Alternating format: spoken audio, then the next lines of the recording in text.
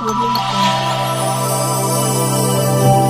घडामोडी पाहण्यासाठी सबस्क्राईब करा आपल्या UTV मराठी वृत्तवाहिनीला, बेल आयकॉन दाबा आणि पहा आमचे व्हिडिओ सर्वात आधी आपल्या मोबाईल स्क्रीनवर। गठबंधन नहीं होगा, ये भारतीय जनता पार्टी के प्रदेश अध्यक्षों ने उनके नेता और नगर सेवकों को कहा है 2 दिन पहले। और डोंबिवली की भी हालात वैसी है। विकास मात्रे जो स्टैंडिंग कमेटी का चेयरमैन है वो भी इसी तरीके की भावनाएं बता रहे हैं कि हमारा काम नहीं हो रहा है। वो डोंबिवली की बात है, पर मैं स्पष्ट तौर पर कह रहा हूं कि हमारा भारतीय जनता पार्टी से कोई लेना देना नहीं है। हम एनडीए के घटक पक्ष नहीं है। हमारी शिवसेना, साई पार्टी और हमारा गठबंधन है, ना कि हमको कोई पार्टी की जरूरत है। और आने वाले दिनों में मनपा चुनाव में ये बेचारे अकेले रहेंगे। इनको 2-3 छोटी छोटी पार्टियां जमा करनी पड़ेगी और फिर जाकर ये कोई गठबंधन का नाटक करेंगे। इनके अंदर हिम्मत नहीं है शिवसेना का भी एक नगर सेवक लेके दिखाए। वदरिया के अंदर हिम्मत होगी तो एक नगर सेवक शिवसेना का लेके दिखाए। एक नगर सेवक ने बेचारे ने उसको घर पे बुलाया चाय पीने के लिए, उसको बोलता है कि आना मत, मैं नहीं आ सकता हूं, मैं उधर आ गया। ऐसे ऐसे मैसेजेस हमारे पास में पड़े हैं। जब आने वाले मनपा चुनाव के पहले हम आप लोगों को दिखाएंगे। लिटरली गिड़गिड़ा रहे हैं लोग कि हमको गठबंधन कोई भी हालत में करो शिवसेना से, नहीं तो पार्टी डूब जाएगी, भारतीय जनता पार्टी डूब जाएगी उल्लासनगर की।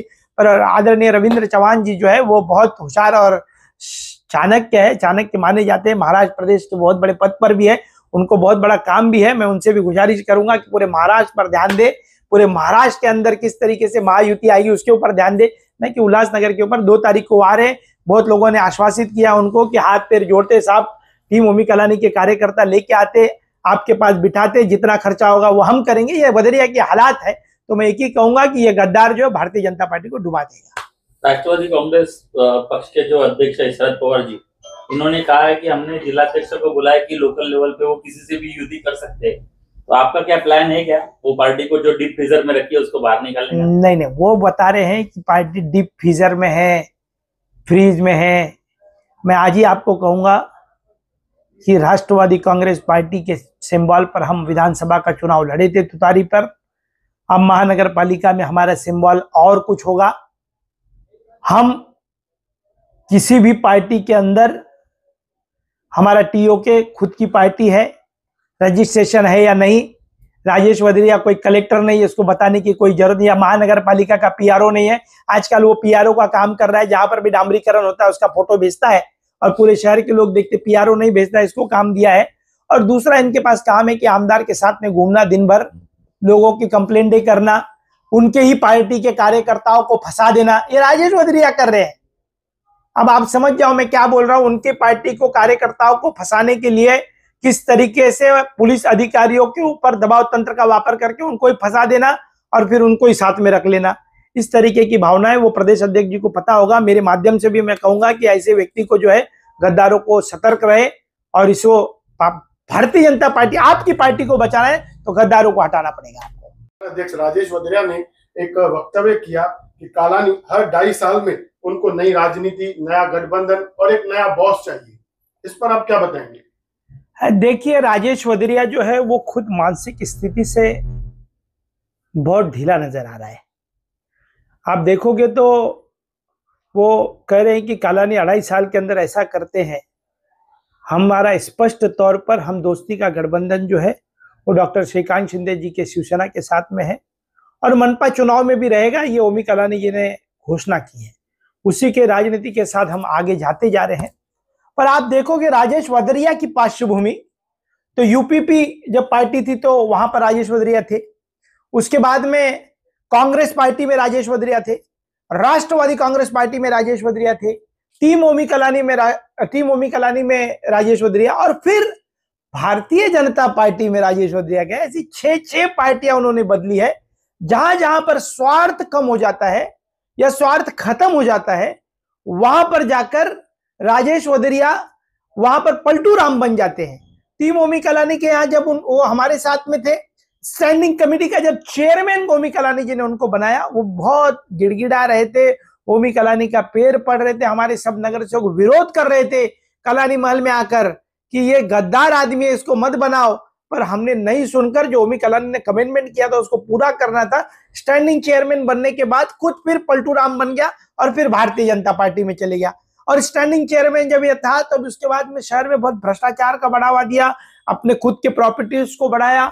इस तरीके के 6 पार्टियां बदलने वाला व्यक्ति हमको कहेगा कि तुम 2.5 साल में कालानी किस तरीके से करे। कालानी का रुख एकदम स्पष्ट है। आमदार का जो चुनाव है वो आदरणीय शरद चंद्र जी पवार साहब के पार्टी से हम चुनाव लड़े थे। टीम ओमी कलानी और शिवसेना का गठबंधन हमने लोकसभा में ही जाहिर कर दिया था, अब कारपोरेशन में भी वही रहेगा। और ये तिलमिलाए इसलिए है कि उनकी महिला अध्यक्षा ने सीधा आरोप जो लगा दिया है, माजी महिला अध्यक्षा ने, कि राजेश वधेरिया बिजनेसमैन है पर राजनीतिक तौर पर वो पार्टी को गंदा कर रहे हैं, भारतीय जनता पार्टी को गंदा कर रहे हैं। ये जब उन्होंने आरोप लगाया तो थोड़ा सा तिलमिला गए रहेगा। मैं वापस आपको बताता हूं, इनके फितरत में गद्दारी है। कोणार्क कंपनी पर नंद जेठानी के पास में 50,000 रुपए पर काम करने वाला जो व्यक्ति है, वहां पर भी उन्होंने नंद जेठानी जी के साथ में क्या किया और कभी आप उनसे अकेले में जाकर पूछ सकते हो। वहां से भी उनको काम से निकाल दिया गया, जिसके फितरत में गद्दारी, और राजनीति में भी गद्दारी करता है और बिजनेस में भी गद्दारी करता है। राजेश वधेरिया ने एक और बात कही कि टीओ के जो आपका पक्ष है, कालानी का जो पक्ष है, उसका कोई वजूद नहीं है, ना उसको चुनावी चिन्ह है, ना वो रजिस्टर्ड है, ना ही उनका कोई झंडा है, ना कोई मफलर है। देखिए क्या है कि कुछ दिन पहले आप ही पत्रकारों के माध्यम से राजेश वधेरिया उल्लासनगर में भाग दौड़ रहे थे कि टीम ओमी कलानी और ओमी कलानी भाजपा से गठबंधन करो। हम उनके वरिष्ठ नेताओं के साथ में भाग दौड़ रहे थे, डोंबिवली और मुंबई बहुत चक्कर लगा रहे थे। और जब आप लोगों ने पूछा कि ओमी कलानी की आना चाहिए तो वो बोल रहे नो कमेंट, मुझे मालूम नहीं है। उन्होंने कोई प्रतिक्रिया नहीं दी उस वक्त पर टीम ओमी कलानी के ऊपर। हमारा झंडा भी है और हमारा डंडा भी है। कलानी परिवार ने इस शहर के लिए क्या किया है, हमारे झंडे के साथ उतरेंगे। वो बोल रहे हमारे पास सिंबल नहीं है, महानगर पालिका के चुनाव में सिंबल भी बताएंगे हमारे पास सिंबल कौन सा है। पर मैं राजेश वधेरिया को स्पष्टीकरण नहीं दूंगा। मैं आपको एक छोटी सी बात बताना चाहता हूं कि कुछ दिन पहले महाराष्ट्र प्रदेश के आदरणीय मुख्यमंत्री देवेंद्र फडणवीस जी, प्रदेश अध्यक्ष रविंद्र चौहान जी, हमारे गणेश नाइक जी, अनेक नेताओं ने एक बैठक बुलाई थी मुंबई में।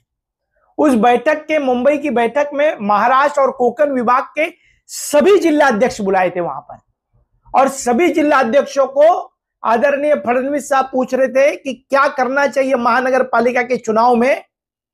तो सभी ने हर एक जिला अध्यक्ष को पूछा।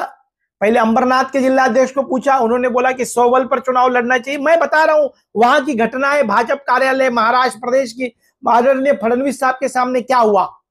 वहां पर अंबरनाथ के जिला अध्यक्ष को पूछा, उन्होंने कहा कि 100 बल पर लड़ना चाहिए। कल्याण के जिला अध्यक्ष से पूछा, उन्होंने भी कहा कि हमको भारतीय जनता पार्टी को 100 बल पे लड़ना चाहिए। पालघर के जिला अध्यक्ष ने कहा, न्यू मुंबई के जिला अध्यक्ष ने कहा, खुद गणेश नाइक जी ने कहा।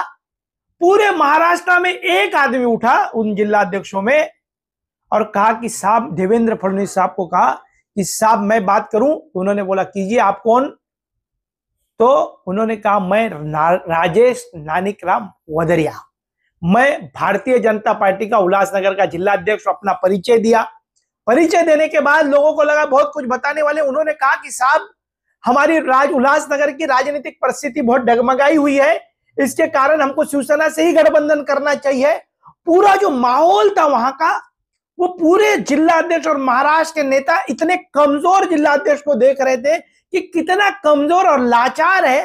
पूरे महाराष्ट्र के जिला अध्यक्ष बोल रहे हैं कि हमको 100 बल पर चुनाव लड़ना चाहिए, तो एक अकेला जिला अध्यक्ष बोल रहा है कि शिवसेना के साथ लड़ना चाहिए।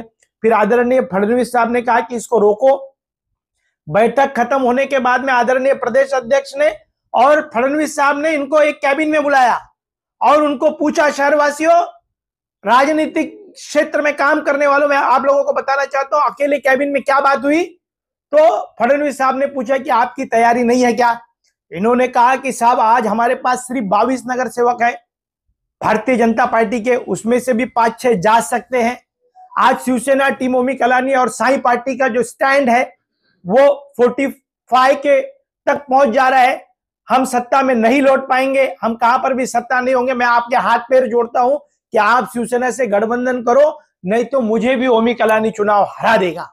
इसके कारण फडणवीस साहब ने बोला कि मैं अनेक बातों को लेकर प्रदेश अध्यक्ष साहब से चर्चा करता और इनको डांट से वहां के कैबिन से भगाया।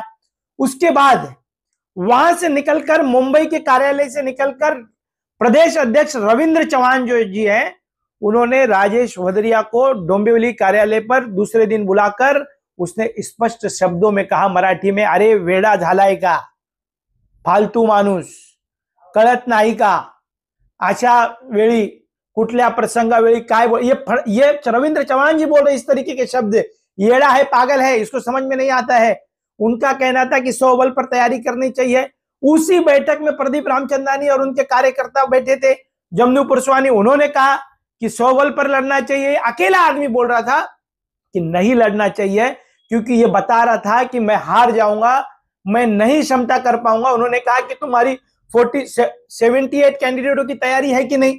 राजेश भदौरिया ने कहा कि साहब हमारी पार्टी 7 से 8 नगर सेवकों के आगे जा नहीं सकती। ये गोपनीय चर्चा है, मैं आज आप लोगों को बता रहा हूं और ये पूरी मीडिया उनसे पूछ रही है। तो इस तरीके की जो भावनाएं हैं, जो फडणवीस साहब ने इनसे पूछा कि महाराष्ट्र का सबसे कमजोर अध्यक्ष है, इसको बनाया किसने, तो उन्होंने कहा कि साहब हमने इसलिए नहीं बनाया हमने इसको, क्योंकि ये कालानी से गद्दारी करके हमारे पास आया था, हमको कोई तो कालानी का आदमी चाहिए था, इसको बना दिया। अब उसके रिजल्ट देने थे, इनके पास कैंडिडेट नहीं है, इनकी कोई तैयारियां नहीं है और इनके लोग हमारे संपर्क में है। ये तो अभी ओमी कलानी पिक्चर दिखा रहे हैं, टेलर है ये अभी, इसके बाद पिक्चर और बाकी है।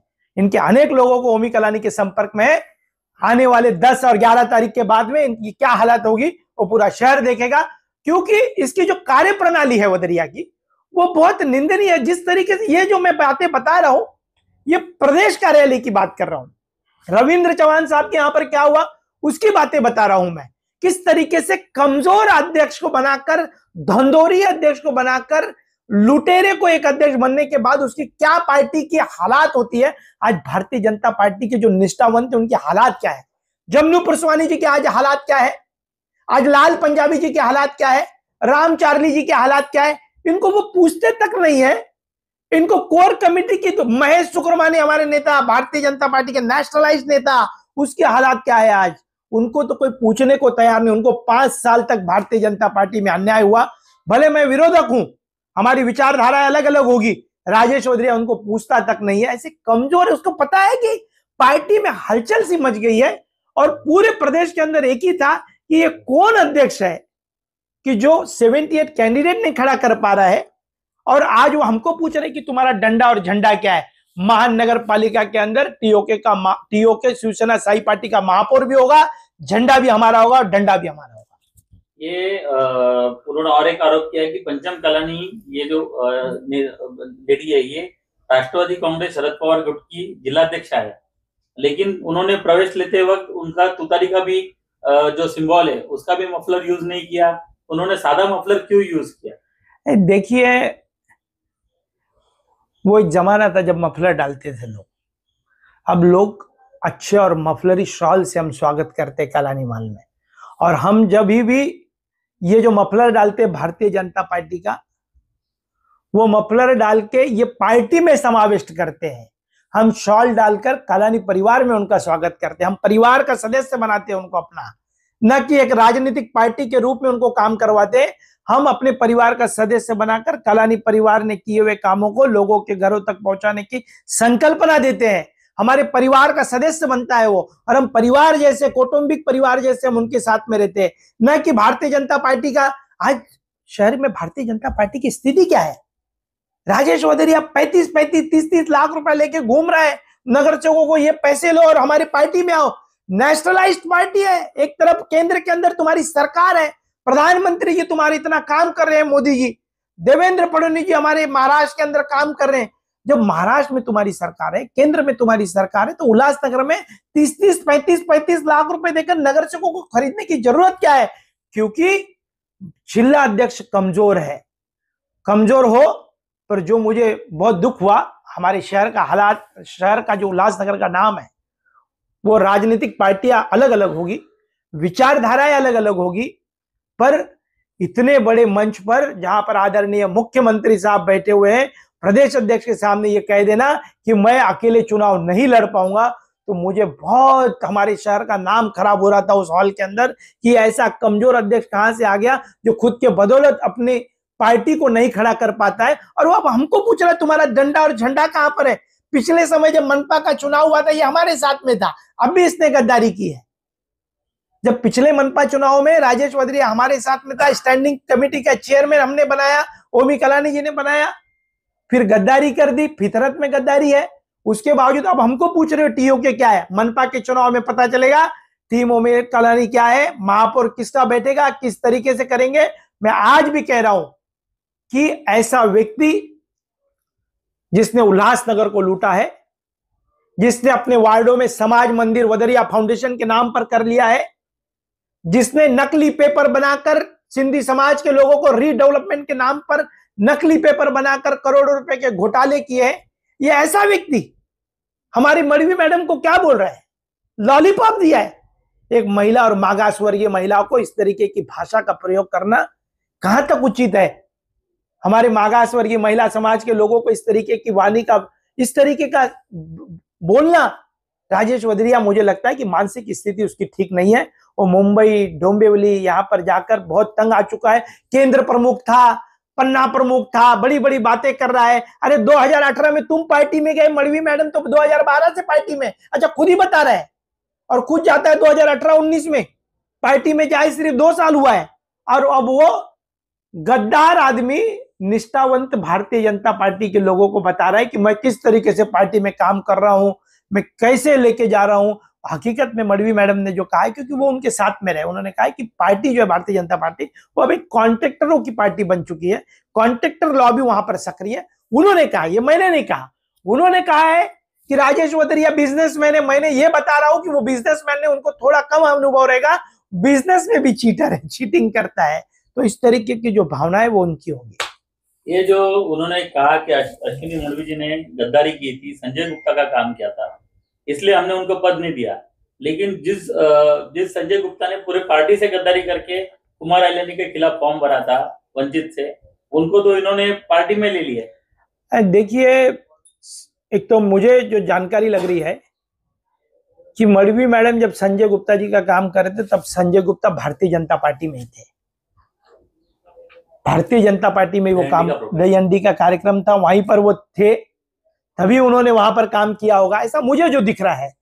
और रह गई बात कि जिस दिन वो प्रवेश करने वाले थे, उसके रात को राजेश वदरिया जी उनको फोन करके बोल रहा था, मैडम मैं आपके घर पर आता हूं, आपके पैर पड़ता हूं, आप मत जाइए। भाजपा आला कमान के और भी नेता बहुत फोन कर रहे थे उनको कि आप मत जाइए, आप रुकिए, पर ये रुकेंगे नहीं।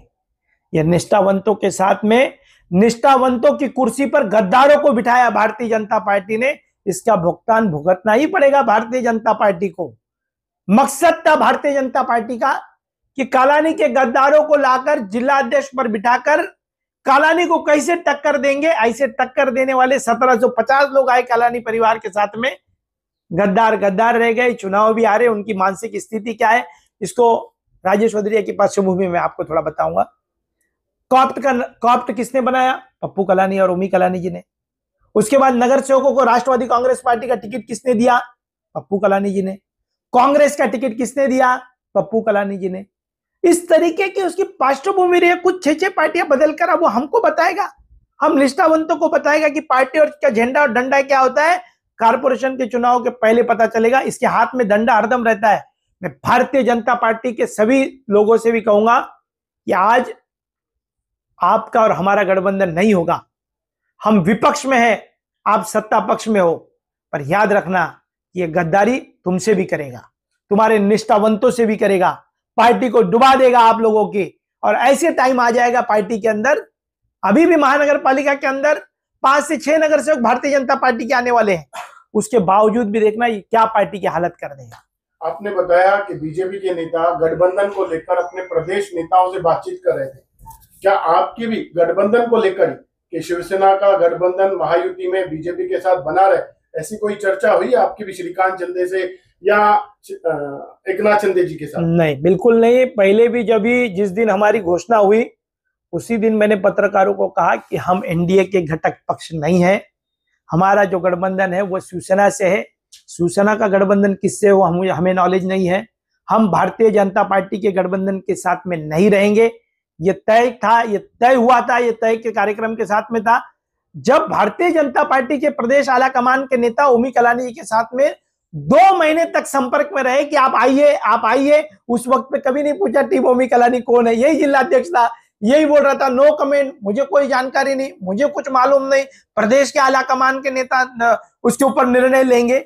जब सब कुछ पता होने के बावजूद जो आदमी अपनी भूमिका स्पष्ट नहीं बता पाता है, उसको समझो कि उसके राजनीतिक कर्तव्य कितना कमजोर होगा। और आज की जो स्थिति है, हमने स्पष्ट तौर पर कहा है कि हमारा जो गठबंधन है वो शिवसेना, आदरणीय एकनाथ शिंदे साहब के शिवसेना के साथ में है, दोस्ती का गठबंधन डॉक्टर श्रीकांत शिंदे जी के साथ में, ना कि भारतीय जनता पार्टी के साथ में। अगर वो शिवसेना बीजेपी के साथ गठबंधन कर लेती है तो फिर आपका स्टैंड क्या रहेगा? देखिए, वो तो मैं आज ही आपको कहूंगा। मुझे जो लग रहा है वो भारतीय जनता पार्टी के नेताओं को 2 दिन पहले ही आदेश आ चुके हैं कि आप अपनी तैयारी कर लो, मतलब गठबंधन नहीं होगा, तैयारी कर लो। ये भारतीय जनता पार्टी के नेताओं ने उनको आदेश दे चुके हैं। इसलिए जो वधेरिया जैसा मच्छर बिल में छुपा था वो वापस आके बड़बड़ करना चालू किया। 3 महीने तक कुछ नहीं बोल रहा था, अभी उसने बड़बड़ चालू किया है। और जो बात रह गई कि उल्लासनगर शहर के अंदर इनके पास कैंडिडेट नहीं है, बेचारे घूम रहे हैं, यहां वहां ढूंढ रहे हैं, कैंडिडेटों को ढूंढ रहे हैं।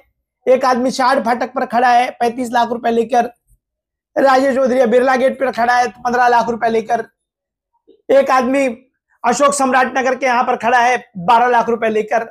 ये सब पैसे लेकर घूम रहे बेचारे। हमारी पार्टी में आ जाओ, हमको चौहान साहब बहुत डांटेगा, रोए थे चौहान साहब हम लेके आते, किसी को तोड़ के लेके आते, कोई गरीब को लेके आते। हमारे कार्यकर्ता को कल बोला है, वो बिकने जा रहा है, उसको बोला है 5 लाख रुपए देते तू भी चल, नहीं तो चौहान साहब 2 तारीख को उल्लासनगर में आने वाले, हमारी हालत बहुत खराब हो जाएगी। ऐसा वधेरिया कह रहे, पूरे सबको हाथ में जोड़ रहे, पैसा दे रहे, हमारी पार्टी में चलो।